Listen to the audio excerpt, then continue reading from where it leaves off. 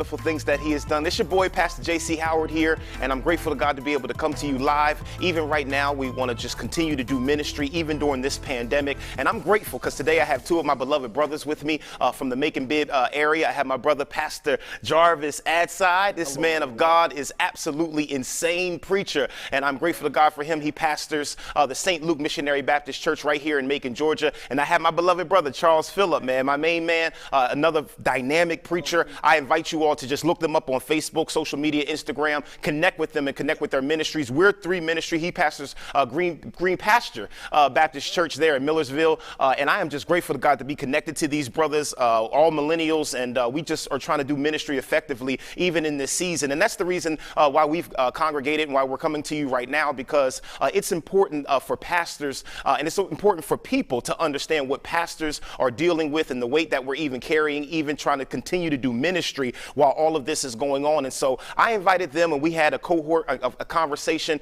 and we said, listen, we just want to convey to our people, the people of St. Luke, House of Hope, Macon Nation, Green Pasture, and anybody else who's willing to listen. We just want to convey as young pastors in the city that are pastoring just wonderful churches, what we're going through and what we're dealing with, and how pastors are posturing themselves and trying to make sure we're still doing effective ministry, even in this age. And so I'm grateful to God to have you brothers, and I am thankful that we're able to have this conversation today because it's important.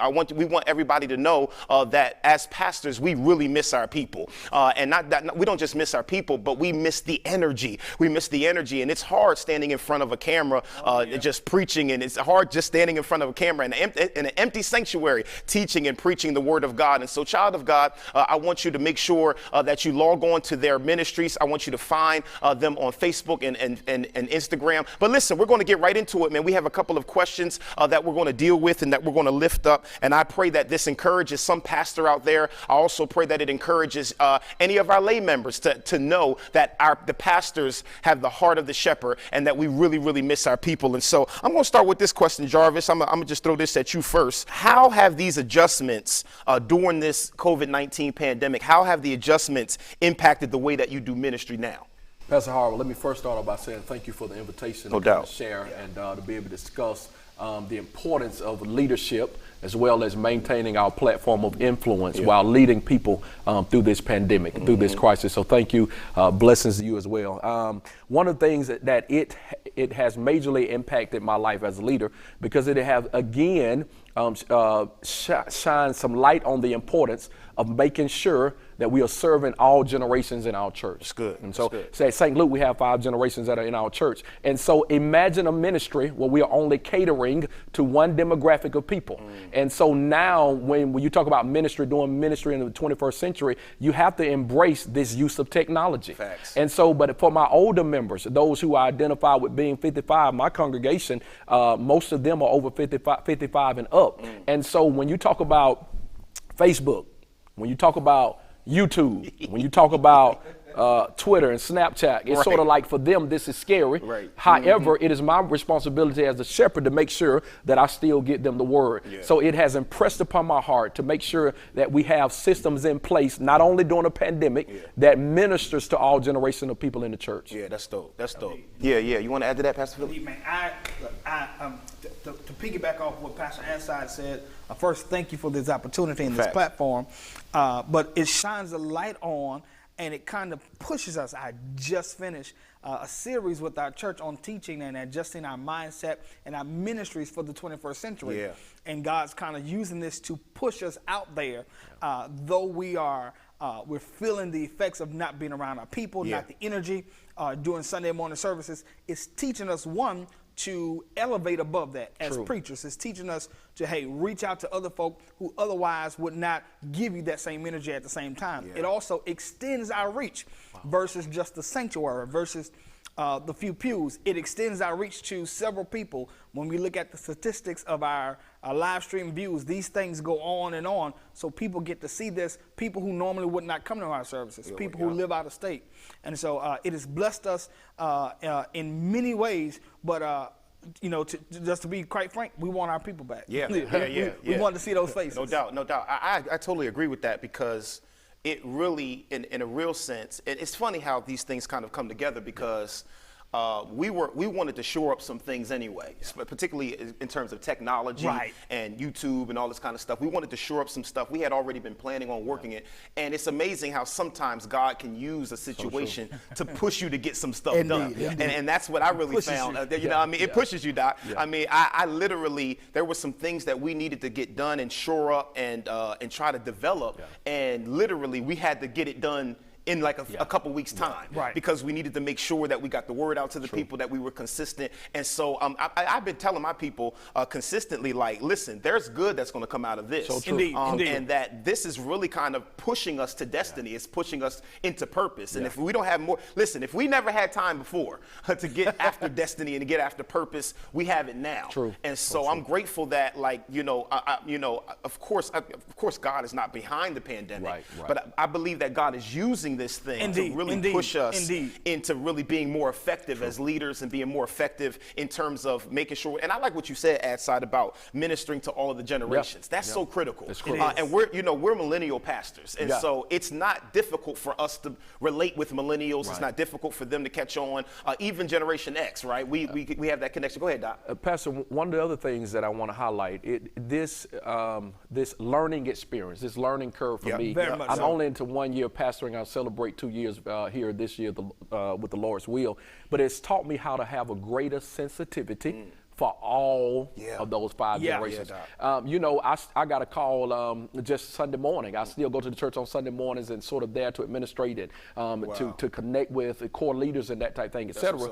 And I got a call from one of the members and a text. She said, Pastor, I couldn't access the service. I haven't been able to access it for a few Sundays now. And so it takes a level of humility as well as sensitivity to realize that it's easy for me to click a button and be able to access it, but for other members, when I'm talking about reaching 5 generations, that is not that easy for them. Being able to connect them, connect the dots for them, and so God is teaching me how you have to be sensitive. You got to be sensitive with your media team, who is spending a whole lot of time listening to your demands and sort of trying to figure this thing out with you. You have to be sensitive to the fact that you have people on your worship team who perhaps struggle with already their own illnesses and their immune systems are not big. So it has taught me how to have a greater sensitivity. That's good, man. And guess what? And begin to listen. Because I have zeal and passion, but you're no greater or effective than the team that's around you. That's facts. It causes us to pay greater attention to the needs of the sheep. If we're going to be shepherds, we just can't be so caught up in just providing protection and providing meals for them and making sure they eat, making sure we're preaching, making sure we're doing Bible studies. But it teaches us to pay attention to the needs. Otherwise, we would not know, like, as you said, our worship leaders or our musicians who may have underlying conditions. Hey, I understand if you can't make it. I understand, if you can't do this. We understand the pressure that is on the media teams and the persons to make sure, hey, these services have to get out. Then we also feel at the same time for those members who can't access it or need avenues or need ways, I'll never get this. But then we look at the beautiful side of it, folk who shun Facebook. I mean, we went through that when Facebook come out. Facebook was the devil. YouTube was the devil. I mean, I'm not getting on that Facebook, that MySpace and all that. And now they're on it. Pastor, I love it. I talked to my associate pastor who is 82 years old. He can read the text messages. He can't respond, but he will let me know. I caught you on Facebook. Awesome, man. Awesome. He will let me know. Hey, I enjoyed the word today. We had a few problems here and there, but I got it. I got it. So again, you have to see God in all of it. So true. You have to see God, and you have to see God teach. You have to be vulnerable as a pastor. You got to be vulnerable as a pastor. Hear me. You have to be vulnerable as a pastor to use this opportunity as a time of preparation and not a time of punishment. Yes, man. Because we can look at this as punishment and versus it's really preparing us for something greater. It's preparing us really for destiny purpose, man. And that's not just for the pastors. That's for anybody. You know what I'm saying? And you said something that I really liked. One of my ministers, shout out to Elder Holt, he just turned 80. And to God be the glory. But he, I loved it because he made sure that our YouTube stuff was right. He doesn't have Facebook, but he called one of our ministers and said, hey, listen, I tried to get on YouTube. I said, yes, sir, Reverend. 80 years old. 80 years old. And we become sensitive to the need. Not only that, but you said something else. we have basically entered into a season where you have to be deeply appreciative, man. So true. You have to be deeply appreciative. These praise team, these media folk that keep coming out, making sure that we get the word out. I try to say thank you every service, man, because you know, if it wasn't for the team, like you just said, you're only as sharp and as good as your team, man. So true, so I'm grateful for that. That actually leads me into the next question, and this is where we're really going to get to like the nitty gritty of this conversation. Let's go. Particularly talking about really what pastors' hearts are feeling. Here it is. How has this impacted you personally as a pastor? I'll start with you, Pastor Philip. How has this impacted you personally as a pastor? Personally, man, I'll say it like this. As pastors in general, we already have what some would call weird moments. We have idiosyncrasies. We have moments where we're preaching and we're pouring out and we're empty after. We're vulnerable. We're naked after. But do you still feel the same way? And the truth is, it's actually worse because now I poured out my heart not just to a congregation of a select few, but I poured out my heart to the entire world. This is not just Green Pasture looking at this. This is not just Millersville seeing this. And so being a preacher who's hard on himself, I am my wife will tell you I'm my worst critic. I think we all I'm are. going back and looking at the sermons. I want to be right. I want to be right. Sometimes it's Saturday night. And I'm still running the script. I can be completely prepared for Sunday, and 1, 2 in the morning, I'm like, did I think about this? And so if I want to prepare and I want to make sure I'm completely right, or I get God right. I don't want to miss God. Facts. I don't want to miss God in all of this. Good. And I want to make sure that what I'm giving out, the people are really getting it. So it affects you deeply, man. The fact that we can't touch our people. Pastors are shepherds. Shepherds connect with the sheep. You don't see the shepherd, feeding the sheep virtually. But now we're somewhat forced to do so. You don't see the shepherd protecting the sheep virtually. No, he has his rod and his staff. And so we can't see our folk. I don't care how much they text us, Pastor, we're doing good, we're doing fine. I want to see that. I need to see that. Sometimes as pastors, we can have those moments where we can look at our members, and I don't care how much they say, Pastor, I'm okay. We can see beyond that. We can see beyond that. And it's teaching us to feel in a different way, man. It teaches us to feel in a different way. You try not to get into those moments where you feel like, will this ever end? Will we get out of this? Will this be the same always? You try to stay focused. I tell my folk all the time, Pastor can't go home with you, so you got to read your Bible. You got to study, so you can be prepared. But now, I hadn't even seen you on Sunday. I hadn't even seen you on Sunday. How do I know you're logging in to these services? And yes, that goes to your personal devotion, your personal relationship with God. But that's just as a pastor. As a father in the faith, you want to know that your members are getting it. You want to feel that your people are connecting with you, even if it's virtual. That's good. I remember mounting the pulpit and the first Sunday that we went virtually, and my honest, initial, blunt feeling was that a sense of loss. For the first time, I felt disconnected as a leader. I felt as though I was letting the people down, and also in a lot of contexts, letting God down. However, one of the things that encouraged me in the preaching moment, was to understand that from a biblical perspective, that God does his best work in times of crises. And so God shifted my focus and reminded me, Jarvis, I'm going to allow you to be more effective in this time of crisis than you've ever been in your life. It's something about chaos, darkness, and crisis that kills your ego. Then you get rid of a lot of the what I call, you become less self-conscious and become more God-conscious. And so after feeling the loss, I've got to go back to this, guys, because I love St. Luke. I began to put myself or see myself in the lens of 5 generations of people. What does that look like for my 70 to 80-year-old people who the only place they look forward to going now because their steps have gotten few? Eyesight has gotten a little dimmer. They look forward to going to Sunday school and the church on Sunday. Can you imagine the loss? Can you imagine what they are feeling? But then you look at the young people, etc., who loves the ministry, who loves singing, who loves being in communal fellowship. When you so I began to put myself through all lens of the church, and it prepared me, watch this, for not only the preaching moment, but for everything we would do as it relates to our mission and our vision virtually. So here's what I said. There's somebody who's struggling because they can't get to St. Luke. Now we have mental health ministry, but it's been dead. Yeah. Let's begin to activate some of those things. But again, so for me, feeling the sense of loss, but also, guys, I think you agree the importance to remain relevant. You know, if we're going to be preaching, we've got to mention that he's a God that can sustain in the midst of COVID. Indeed. You know, and sort of like, you know, there's a lot of things I can be saying, but the scripture is full of information and full of biblical narratives that you can lead your people and help them understand that I don't know the wind.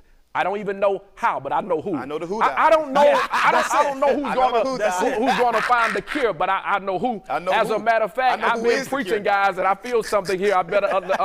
I'm telling you, I'm not looking to the counterfeit COVID. Yes, sir, Doc. But when you look through history and through the Bible, we were introduced to the real COVID years ago. He's Christ over viruses and infectious diseases. Yes, sir. Yes, sir. Oh, hallelujah. Hey, Doc, hallelujah. Good, Doc. I like, hey, hallelujah. Hey, if y'all hear, House of Homemaker, if y'all hear that, just act like y'all didn't hear this in that interview, all right?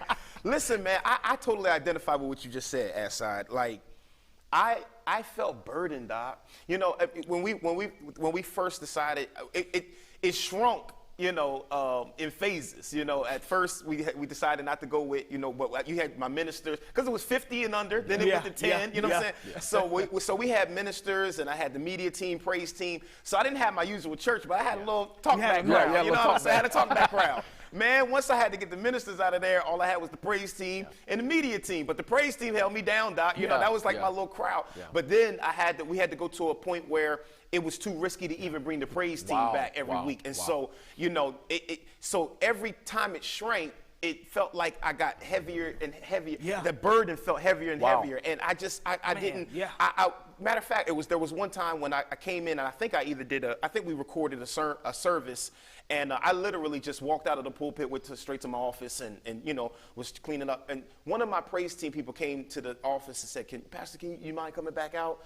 And because it was something visibly wrong with me. Wow. And I mean, they could see it. They could see it on me. And I just came out here, man, and I just was transparent. I just said, man, I miss my people, man. Yeah. Like, I really miss. Yeah. It's not even just about the talk back energy from the church. I just miss the people. When you are called the pastor, and when you called the shepherd, like you said earlier, Reverend, like, you're used to being with your people. You're used to that line. You know, you're used to that line after church and talking to them, checking in on the kids and how's your mama doing.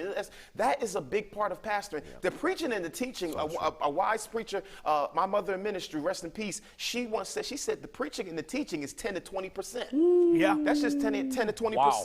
It's the ministering to the people that carries the weight, and then the administration of the church, which the people don't see. And so now we're still trying to do the administration of the church. We're still trying to keep the bills paid. We're still trying to make sure, you know what I mean, our teams are taken care of. We still try to make sure our staff is taken care of, but we don't get to see the people that we pastor. And that thing weighed heavy on me, and they prayed for me, and I was grateful for that. But you know, we miss our people, man. I know you wanted to comment. I'm sorry.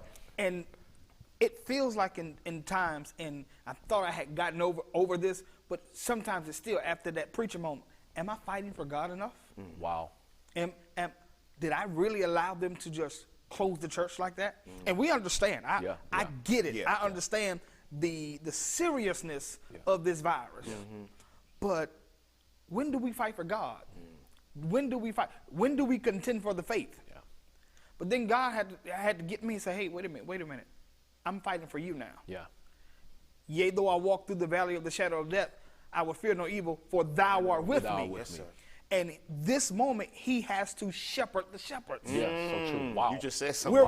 We're shepherding blind. And so he has to shepherd the shepherds. He literally has to pull us and say, hey, come on. And so now when I'm preaching, like you said, it's not just about the 8 mans and the talk back.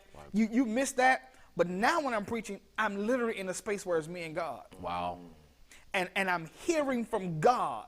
I am literally here from God. When I'm preaching, my monitors are not even on, so it's going directly into the streaming. So I don't even know how I sound out there. Yes, sir. Until after it's done, and I go back and look like, I could have done that better. But then I realized this was a God moment. I was there with just me and God. Man. It teaches you how to just be with God. He is bringing us as pastors to another level that when we do return, it'll be a slap to his face to go back to the same way. You about to take us right into our next question. But before we do that, Have y'all seen a couple of churches? I know, shout out to Pastor Gaines out there, and I believe in Kentucky. There is they've been putting the pictures. A lot of churches. I've seen it this week, I started seeing it on social media. Great idea. Great idea. They're putting pictures of the people in the pews, and I thought that was interesting, but it just goes to show you how much pastors love their people and miss their people. And it's also forced us to really kind of nuance the way that we do. You know, I mean, you got to get on that phone, like you said outside earlier, like you got to get on that phone. You got to check on your people. You got to call them. And I mean, you know, you can't just, you know, I have a wonderful congregational care minister and a congregational care team. Yes, sir. But the people want to hear from their pastor. You know what I mean? They don't mind hearing from the representative. Indeed. But they like, hey, I want to hear from my preacher. You know what I mean? And so, you know, it forces you led us right into the next question, and that's what I really want to. Let's kind of connect these two questions of how we're dealing with this personally. But what's the new normal? What is the new normal going to look like for our churches? And not just our churches, but we're talking abroad. What is the new normal going to look? Because this isn't normal. But you just said, like you just said, it would be a slap in the face if we went back to the same old thing. You know what I mean? So what does the new normal look like in your context is what I'm asking. You can start with that side. For me, it's going to focus on two pillars or two key things that we are doing or that has been exposed for St. Luke, the areas that we need. That's in communication and engagement. Communication and engagement. So again, making sure that all of our communication systems are in place to be able to reach, again, where? All 5 generations of the people that I serve. And so some of that is how can we now embrace the power of conference calls for our older members, that you don't do it only in time of crisis, but you begin to offer them, because when you talk about new norm, how do you establish new norm? By repetition. Yes, sir. It becomes a part of culture, because of your modern day. And so looking at some of these creative practices that we are doing and begin to do them over and over again. And so for engagement, we got to stay engaged, right? So even for me, who do not have a youth pastor, guess what I'm doing? I'm doing youth Bible study, teen Bible study. So all of that, again, looking at the technological advances through purchases and things we are doing and how they can begin to work. How can we begin to use our platforms for less of the Sunday morning lights, camera, and action stuff for dialogue like what we are doing today? So continue to focus on communication and engagement on a more perpetual basis. That's good. That's indeed, facts. Indeed. One of the things we have to remember is we cannot undo what we're doing now. You have a lot who are going to consider, well, we don't need streaming now. We don't need to do anything online. But you've already begun to reach a number of people you would not otherwise reach. You would not otherwise be able to connect with. And so do you just cut them off once we go back into service? Do we just say, all right, you know what, we're not doing it? It's taught us to forget about budgets. It's taught us to, you know what, hey, we need to get it done. Either we're going to connect with our folk or not. So let's go ahead and let's get it done. It's taught us to forget about that. Keeping the principles. Keeping the principles of who we are and why we're fellowship, why we're gathering together. That's what we do as Christians. We come together. We don't forsake the assembling of ourselves together. But we cannot go back. I've seen, and this is shout out to every senior pastor who has never done a Facebook Live, have never done media ministry. My home pastor. The real MVP, right? They upgraded, Doc. They had to upgrade. You know, he sent a message saying, hey, I need a Facebook. I need a flyer for it. I'm like, yo, it is weird to hear you talk like this. But now he's on social media. Now he's on Facebook. And what otherwise he would not do, pastor in 2 congregations, he's doing now faithfully every Sunday. And so you don't lose. And now he understands the power of it. Because he has members who had to move away for jobs and things of that nature. But they're connecting with and the now ministry. they said, Pastor, I haven't heard you preach in 10 years, 12 years, but I thank God I'm able to catch you now. So he says, you know what? Even when we go back, we're going to keep doing this. We build off of this. We build off of this new principle to say, okay, hey, just as in the scriptures, the glory of the latter house is going to be greater than the former house. If that is going to happen, we have to build off the platform that we have. It may be smaller. It may not look like what we used to have. It may not be. I mean, think about fellowship. How often do we fellowship in services on Sunday? That was a part of our regular service, but that may be changed forever on how we do that. But we build off of it. So it may not look the same, but God's glory, as long as His glory is there. Yeah. Romans 8 and 18 says, "For I reckon that the sufferings of this present time are not worthy to be compared to the glory which is going to come after this." Yes, sir, Doc. I'm not trying to be too No, man, you good. You just can't help yourself, brother. So, you are a preacher, ain't you? Do what you do, man. And so the simple fact of it is, if we focus on it, there's got to be glory after this. There has to be, Doc. God has to be present in this and after this. Yes, sir. We don't just need Him now. Yes, Faith doesn't say, "Hey, we just need God now." Yeah.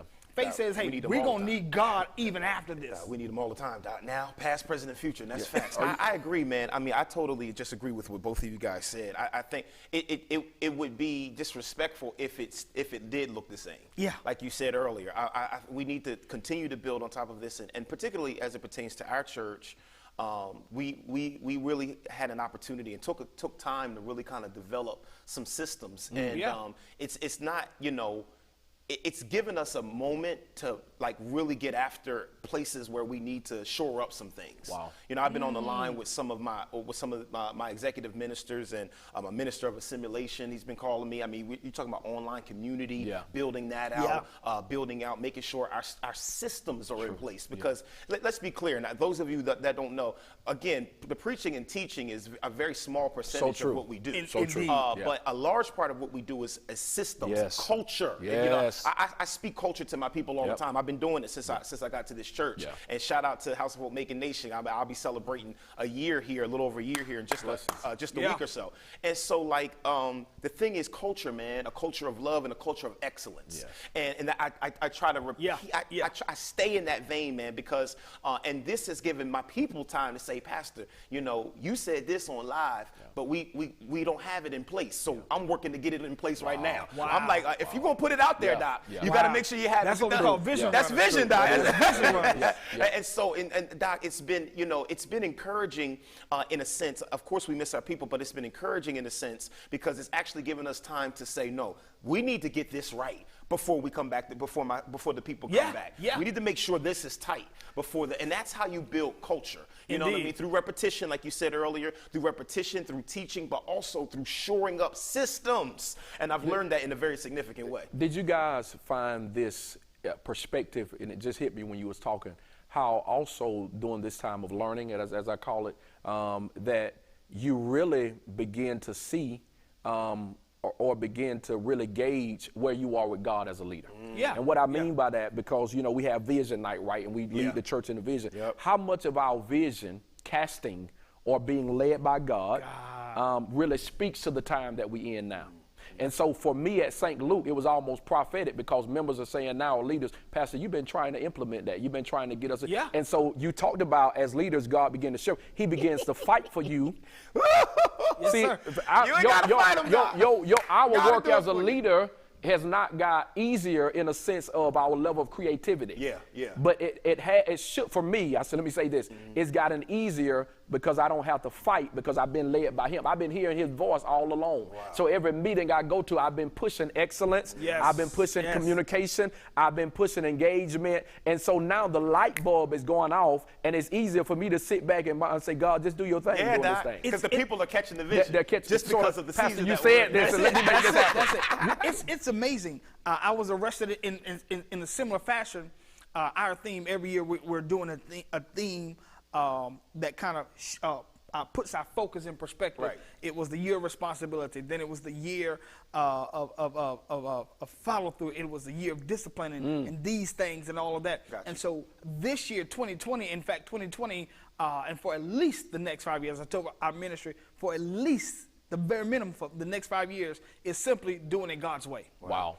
And God's like, "Well, you did want to do it my way, huh?" Your way is doing it every Sunday morning in the way you were doing it.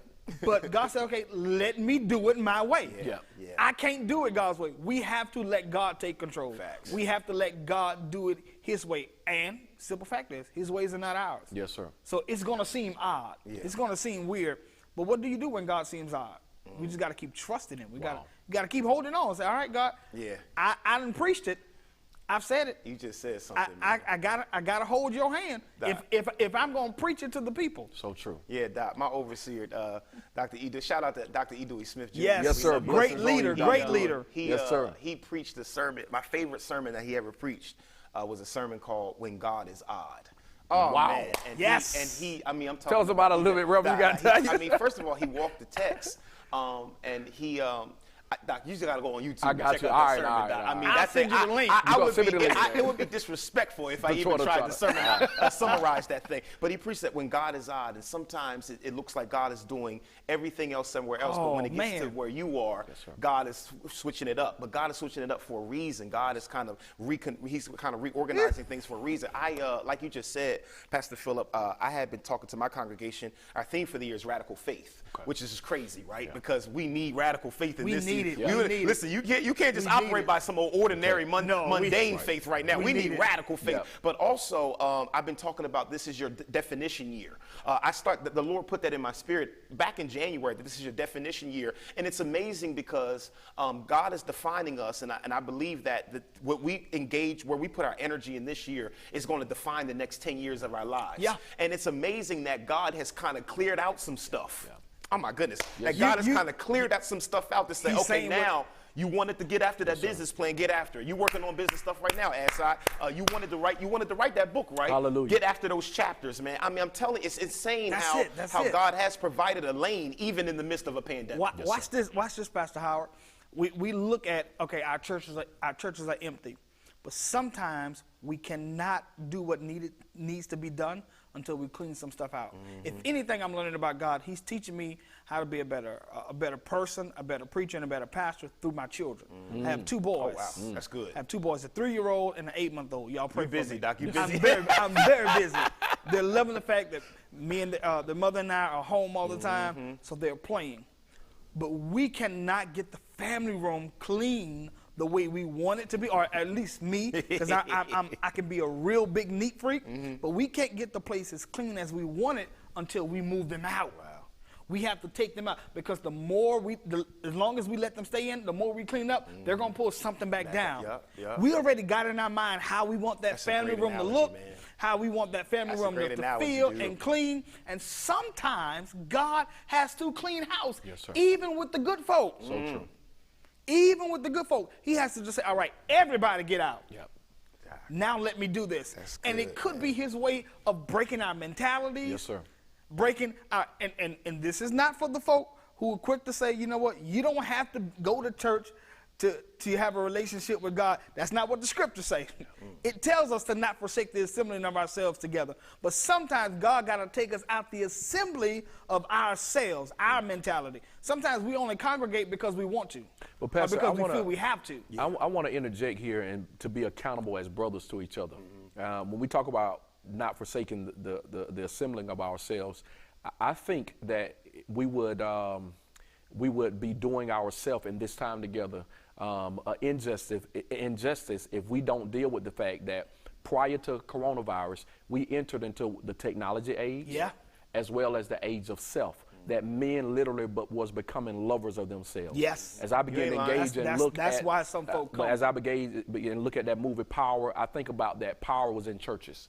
And so that's why churches could not then be absent from this thing that God allowed, because he's sovereign. He could have stopped it at any time. He said, no, I'm going to allow this thing. Remember? Yep. And so it affected church. But we have to also deal with the technology age and the age of self, that there are going to be a population of people who had already begun to do church virtually and at home. Yeah. We're going to lose the physical aspect or the social aspect of ministry to a lot of people. Right. And I don't want us that it might be worth conversation having. It is. And so our systems that we keep talking about, and as we embrace where we are as a 21st century ministry church, this is why it's going to be important to keep doing what you guys said. You cannot go back for the people. I've got people now that are giving again to our ministry who are not members simply because we have more systems and things in place. So I'm not looking for all of my members to come back on a regular basis. And I know you're asking the questions, Pastor Howard, but this is a question that's prevalent to us.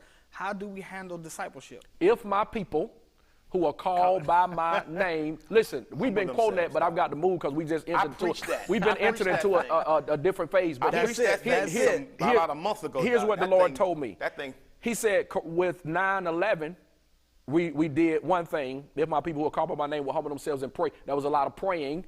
But the other part of that, there was no turning. No turning. And so when normalcy went back, right, because the term literally means to turn your back on whatever reared your way. Yes, okay, so with what we need, our prayers have got to be, Father, allow that scripture to become embedded in our hearts and our minds, that in this season we just don't call on you, but that we turn to you. We do some turning too, Doc. We actually seek you. God said to me when I was in prayer about 3 weeks ago with my mama, God said to me, I got ready to get on my knees, and I'll admit I haven't been using my platform to really speak to the people as a leader and as a prophet of God. What is God declaring in the midst? Well, God had some strong words for me. A few seconds into my prayer, he said, son, you like all the other people across the world who are seeking my hand and not my heart. You are crying out to me in times of crisis. Where were you last week? Why didn't you know this thing was about to take place? He began to tell me there was a lot of seeking, but there was not a lot of turning. And so I want to caution us that we have to stay in the vein that even though we don't allow the aids of self to allow us to become less God conscious. Indeed. But God says, I would never do nothing in the earth. I believe the whole scripture, unless I reveal it to my servants, the prophet. You're not a prophet because you can wear a chain and a backward collar. I'm sorry.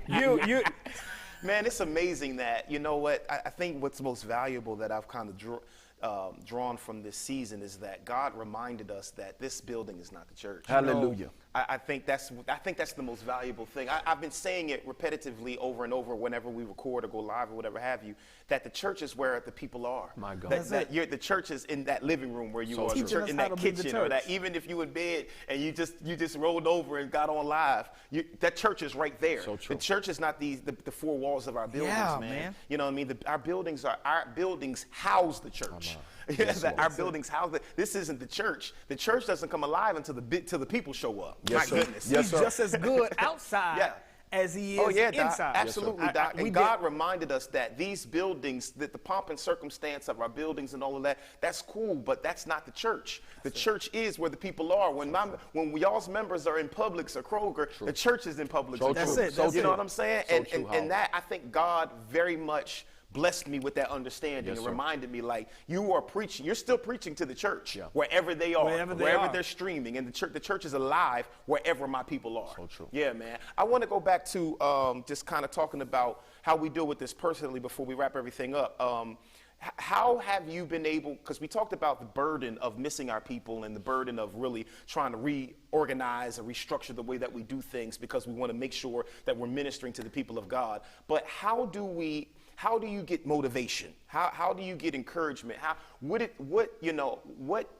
the impetus for you to continue to get up and pull yourself in front of that camera and with an empty sanctuary and preach your heart out and teach your heart out, whatever it is that you have to do, make those phone calls? What ministers to you? What ministers to you in this season? One of the things that I realized is that from my birth, while I was an embryo and a fetus in my mother's womb, God had a plan for my life. Facts. Yeah. And so his plans are not just for me in times of convenience or in times where I feel like I'm at my best. I am equipped to lead St. Luke and all those that were here, God's voice through me during this time of crisis. So what keeps me motivated is knowing that somebody is depending on me. Yeah. They're depending on my influence. They're depending on the God in me. And so if I close my mouth in this season or be moved, do you know that there are a lot of Christians who have already denounced God when they had to look at their baby die of COVID? They looked at their mamas and their daddy. How can a loving God allow this to happen? I made up in my mind, I want to identify. It was Job's wife who said, you need to do what? Curse him and die. No, and here's what I've said, that God, I want to be like those leaders or those heroes in the word who trusted you just not when times were going well. Yeah. So my motivation is knowing that there are people depending on me, that they're depending on me to stay strong and to help them continue to give a word. God does his best speaking in times like we are now. Sir, Doc. That's mutual.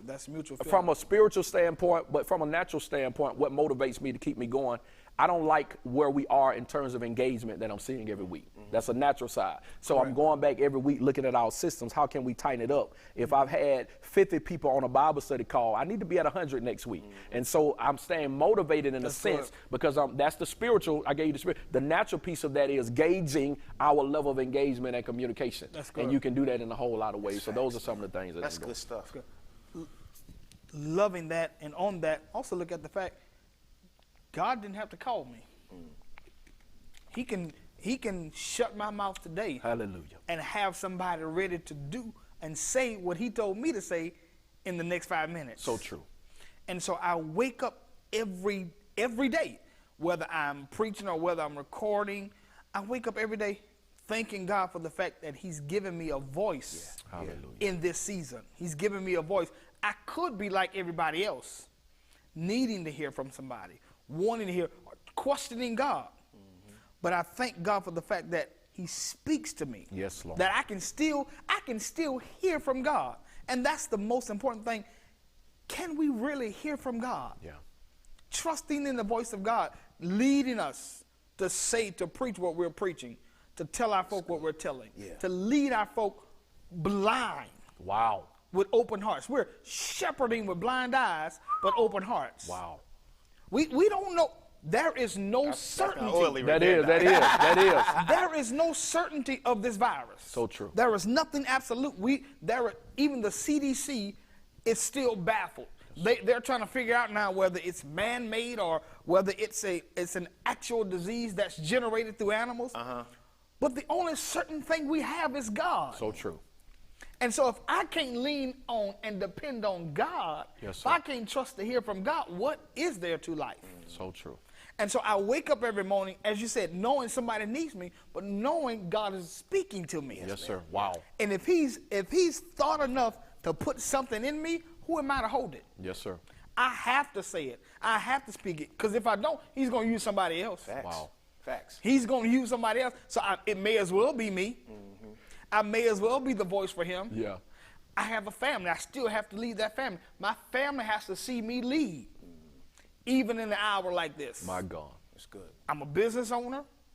I'm a pastor. You know, my wife and I, we both work, so we're affected in this as well. But how do we hold steadfast in this hour? As you said, it's radical faith, man. Yeah, radical faith. Not safe. But radical. Not common sense. But radical faith. This ain't the time for bougie faith, y'all. This is the radical faith. No, this you feel me? Radical faith.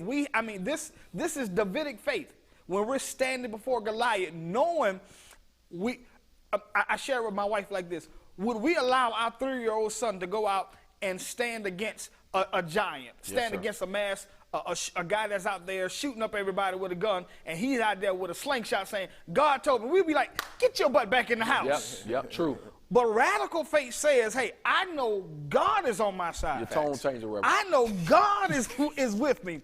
And even though it looks like 3 slingshots, I see God in this. So we have to see God in all. Yes, and that's the motivation. That's all I need. Yeah, man. That's all I need is to know that God is still there. Yeah, man. I just, what motivates me is the fact that that the Lord is allowing me to work in purpose. Yeah.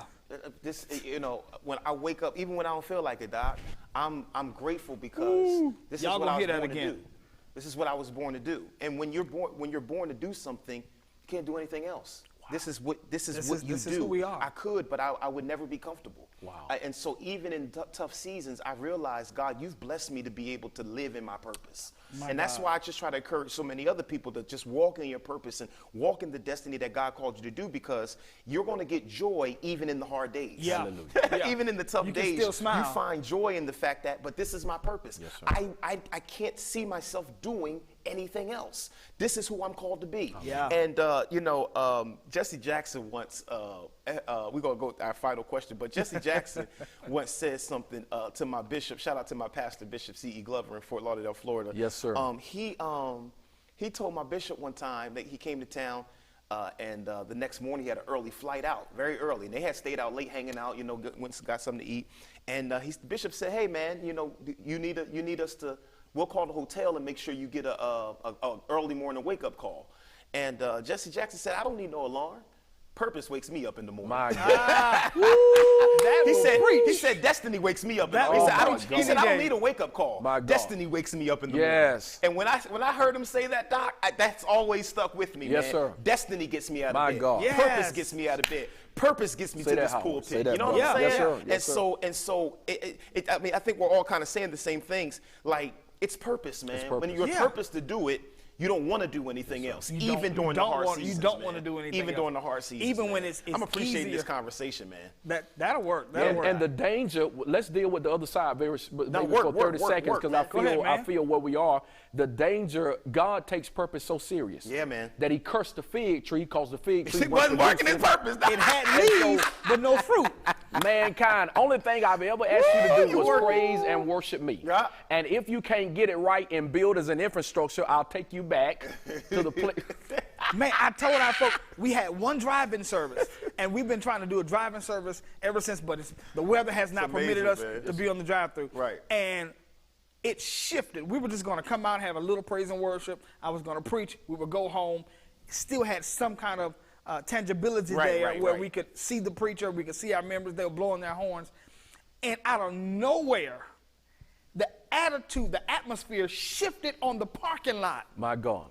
And in gospel, you said, hey, if we can't do it out here, there's no need to go back and do it in there. Yeah, Doc, that's good. But why did you think that? We're having a conversation. It's just, but tell me, why do you think that happened? Just seriously. Understand, most theologians would say that Jesus' ministry, we know it was what, 3 years. 30 years he was in training, which speaks to all of this microwave society that God got tired of. That's good stuff. He got tired of all the microwave stuff. But he says, I was spent my 3 years of ministry, but wait, theologians would suggest, or they would argue, that most of Jesus' ministry was not in buildings. No. 86 to 92% of his ministry was where? Outside of the four walls of the church. So have you ever thought about why the glory of God allowed that moment to shift? Because you start reminding God of what the intent, the original purpose of what the church is supposed to be. He was a homeless evangelist, Doc. Wow, don't do it. Don't do it, Reverend. Foxes have whole birds. Don't do that, Reverend. I can flow with you, Reverend. Don't do that. Yes, sir. Is there an organist? Tell your name. We need a hoop triggers or something, because y'all know we can't help ourselves. We can't help ourselves. Listen, preachers like this together, y'all know we can't help ourselves. Listen, let's wrap this thing up, y'all, before we get up dancing up in here somewhere.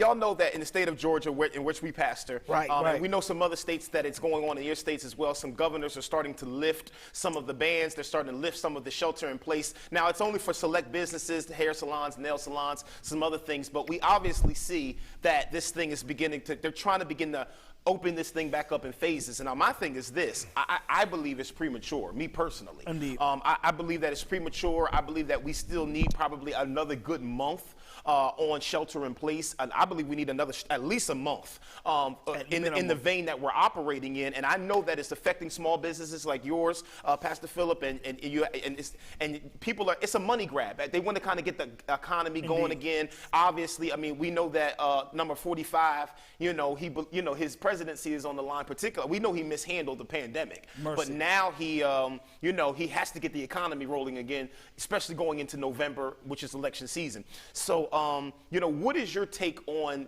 how we are as churches? Number one, what's your take on this shelter in place citywide, and how long we think it needs to continue to go? And secondly, how that's going to affect the way our churches open back up. Are we looking at our churches opening back up in phases as well? Got you. That's a good, I think we need to be really kind of conscious of that. I don't know if we thought about that thoroughly. I'll go first, and I want to be very practical. I want to be very practical, and here's what I want to say. I want to caution all of us to face the facts about COVID-19. Okay. Let's start here. We know that this virus that has hit our earth, has hit the earth, we know that we don't have a cure for it. Correct. That's a fact, right? The other thing that we know, that when you look all across the world, but let's bring it more intimate. Let's talk about Macon and Bibb County. We know that our numbers are still doing what? going up. Yep. Same for Millersville. Same We for know that in order to stop the spread of the virus, that we have been encouraged to do what? Follow the guidelines of the CDC and our governor, and really give ear to the whole social distancing piece. Now, I'm going to let these brothers continue. I just want to be practical. If you look at those three areas, we don't have a cure. I ain't got nothing else to say. The numbers are still growing. We are encouraging social distance. How in the world can anybody with common sense, really, when you look at the governor's comment, and I hope I'm not going too far, Reverend Howard, I'm in your house, but I think it's an insult. I think it's an insult on our intelligence. Facts. It is an insult to all of us who identify with common sense. It does not make sense for you to open up salons or whatever the case may be for your own personal gain. I can talk about capitalism. I can talk about what it means. The other thing that I want to say this, and I'll be remiss if I don't. The statistics are clear that when you look all around the world, African Americans are affected by this socially, economically, and even as it relates to the most vulnerable population. Or race that is dying to this. I want to encourage you, my brothers and sisters, all across the world, all across the body of Christ, but I also want to say to us, let's be smarter. Put the facts on the table, and here's what I believe. You can't argue with facts. It's too early. I have no plans on opening back up St. Luke or any institution so we can bring further harm to ourselves. That devil is a liar. Indeed. Yeah. It's a sacrifice of society for the economy's sake. Yeah. Yep, it's economic grab. It really is. When our political leaders or the political powers that be say to us, Georgia, the state of Georgia, let's not deal with any other state, but the state of Georgia has not begun to reach its peak, at least not until May 1st. Right. And then you come back and you contradict what you say and say, you know what, instead of all that, we're going to open back up. But look at what you're opening up, the highest places of contact. Wow. I'm a barber. I can't cut anybody's hair from 6 feet away. This is what I've been saying. How do you practice social distancing and you standing right over me, man? Do it from 6 feet away. The nail man right in front of you, man. Practical. This is practical. Here is my take. It's ridiculous. Obviously, the coronavirus, COVID-19, is not as bad as they said it is, and the numbers are trumped up, or it really is dangerous and you're trying to do more harm to the society. Now, which one is it? That's it.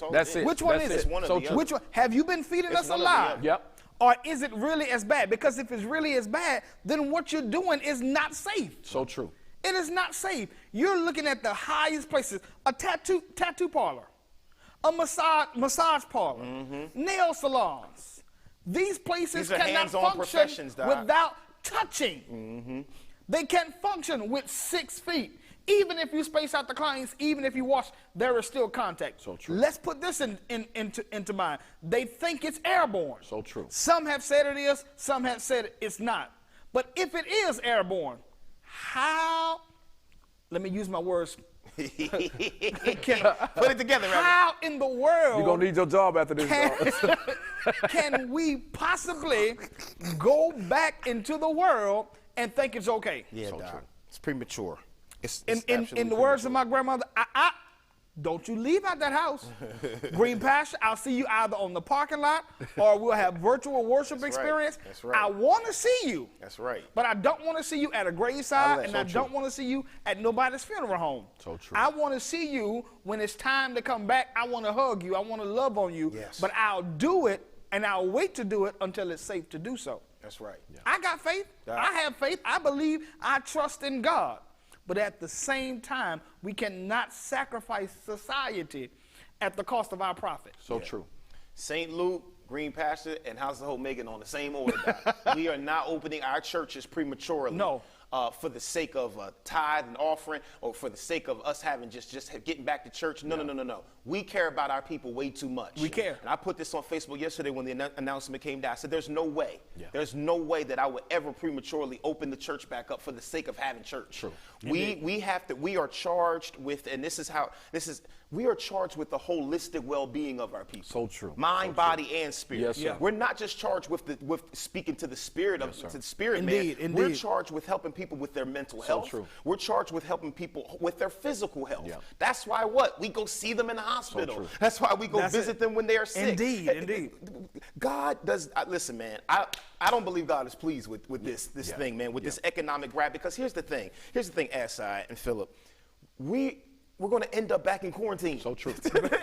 I mean, you laid out the practicality of it, and it's a done deal. The numbers are going up. Yep. Why would you start opening things back up and numbers are still spiking? And like you said, we might not even be at our peak yet.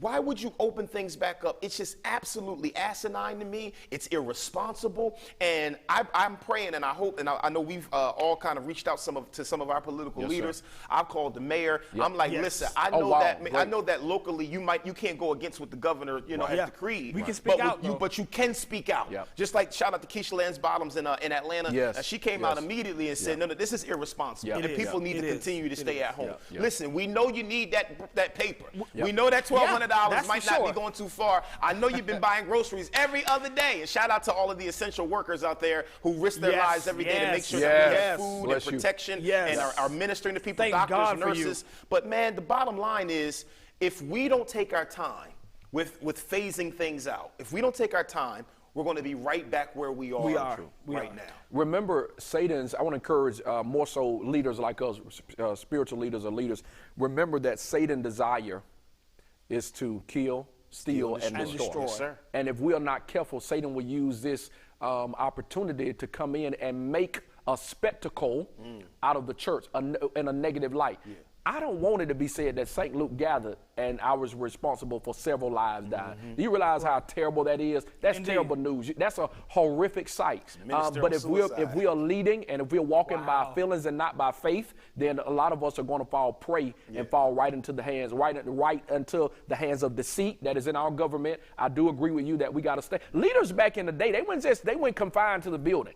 They stood up for social. This is a social justice issue, and we need to come together. I hear people saying, let's come together and let's do revivals. No, let's stand and talk about the facts. Let's deal with the facts that we need every ministry to really stand, every leader to begin to stand. Cry loud and spare not. Don't lift up your voice for Jesus, but stand against these systematic systems of bigotry and oppression. Yeah, man. It's nothing new, but listen, we're the voices now. We got to stand up. And look, we get it.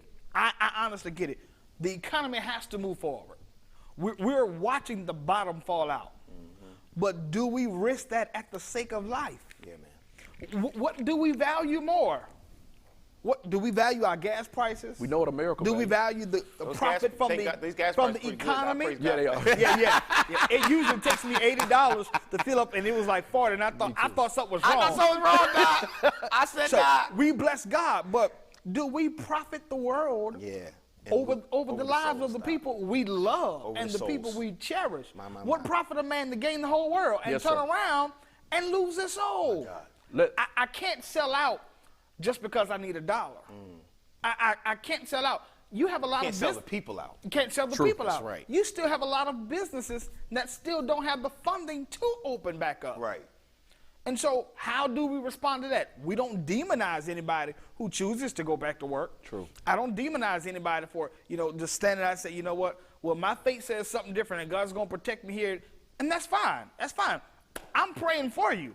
I'm praying that nothing will come against you, that you won't be infected. Amen. You won't get sick. I am blessing God in advance for you. But as for me and my house, we're going to be on the couch for a few more weeks. That's good, Pastor. Listen, Pastor, we got to wrap this thing up, man. We just appreciate everybody for locking in. If both of you could just take about 20 seconds, if you can just give an encouraging word to all of the pastors and preachers and anybody who might be listening to this broadcast. Listen, I want to say to pastors and preachers alike, I just want to share with you that I join you in the fight in trying to lead God's people through COVID-19 as well as through these times of uncertainty. I want you to remember that Scripture says He's the same God today, yesterday, and forevermore. And so I want to encourage pastors to continue to minister to your people on whatever platform you have. You might don't have platforms to do what we're doing today, but remember that God is going to hold you accountable and responsible for getting the word out. And so you continue to do that. You continue to be an encouragement to your people. Here's what I want to say, though, in a general or in a broader perspective. I'm talking to somebody today who always maybe identify like me as the underdog. Life has happened for you. Could it be that God has allowed the spread of this virus to hit the reset button of your life? Talking to a marriage who's struggling. You was ready to throw the wedding ring away. You were in a place of being done. God has now almost forced you into conversation and intimacy again because God wants to rekindle the fire and the love of your marriage. I'm talking to a business owner who had ran out of strategies. You had no more. It did not make sense for you in a literal perspective to get another loan or to do anything. Could it be that God has you in a season of rebranding and re-strategizing, that he's going to allow you to do more connecting with resources than you've ever done before? I prophesied that over somebody's life. I'm talking to individuals in this time who was at a critical place in your life. Could it be for you, some of you leaders, could it be that God gave you a second wind? You was ready to put the padlocks on the door and walk away from ministry. It was no more fulfilling for you. God has a way of doing what he does even when we don't know. God is working behind the scene. Listen, at the age of 31, I've seen God do more than this pandemic than I've ever seen him do. I want you to be encouraged. Know that God is still on the throne. You don't need to panic. Have faith. Keep your hope and your expectation. Look for God to do his best work during these times. God bless you. That's good. That's good. Amen. God bless you. Well, I'm reminded simply of this in Genesis chapter 1, that it was in the darkness. It was in the darkness that the Spirit of God was hovering over the earth. And what I learned about God, he does his best work in the dark. God does his best work in times like these and moments of chaos when things are not seeming like they're just coming together, when things seem like they are falling apart. God does his best work, and he does it so we can know that he's God. He does it so that we can go to him. He'll do it so we can go and run and seek his face. The same thing happened when he waited 4 days to go see Lazarus. He didn't do it because it's something he wanted to do. He said it's not unto death, but it's unto the glory of God. And so whatever it is, ladies and gentlemen, whatever it is, leaders, whether you are a political leader, whether you are a religious leader, you are a pastor, and you feel like, you know what, this thing is dead, this thing is done. I want to tell you, it's not unto death, but it's for the glory of God. Use this moment, use this opportunity to allow God to lead you. So often we can be caught up in leading, we forget to be led. Wow. So many times we can get caught up in the administration and the paperwork, and we forget to spend time with God ourselves. I encourage you, I dare you to just get in God's presence, spend a little time with God, seek his face, and watch God turn the things around for you. Same thing he did in Ezekiel chapter 37. He carried the prophet out into a valley of dry bones, and he told him, you prophesy, you preach. I know it looks dead, I know it looks rough, I know it's dry, but if you just preach, if you just do what I say, whether you are a religious leader or political leader, you can still do what the Lord says. And God will cause restoration. He's a God of preparation, he's a God of provision, and he's also a God of protection. I love you. God bless you. Thank you, man. Thank you, beloved brothers. To God be the glory, man. Listen, y'all motivated me today, man. Y'all ministered to me today, and so I appreciate that. And we want to say to all pastors and preachers, all leaders, that listen, we have to, this isn't a time for competition. This isn't a time for that kind of stuff. This is a time for leaders to really come together more of this. to minister to one another. And so I'm just grateful to God for Pastor Jarvis Adside, pastor of St. Luke Missionary Baptist Church right here in Macon, Georgia. You can follow him on all of the social media platforms, Instagram, Facebook, and Twitter. He would love to connect with you. I thank God for my beloved brother, Pastor Charles Phillip. He pastors the Green Pasture Baptist Church of Millersville, Georgia. You can connect with him as well. And he's a phenomenal, literally, he's a phenomenal graphic designer. He just does so many different kinds of, boy, you got so many businesses. I need to kind of buy into one of them. But listen, man, this has encouraged me. We pray that it has encouraged you. We love you so much. We thank God for you. We got to let you go, but you can always connect with your boy at JC Howard Speaks on Instagram and Twitter, JC Howard on Facebook. And listen, you can always check out the St. Luke Church, the Green Pasture Church, or even House of Hope Macon Church. To God be the glory for the wonderful things he's done. And don't forget, spread love every day, everywhere you go, and everywhere you can. Peace. We're out of here.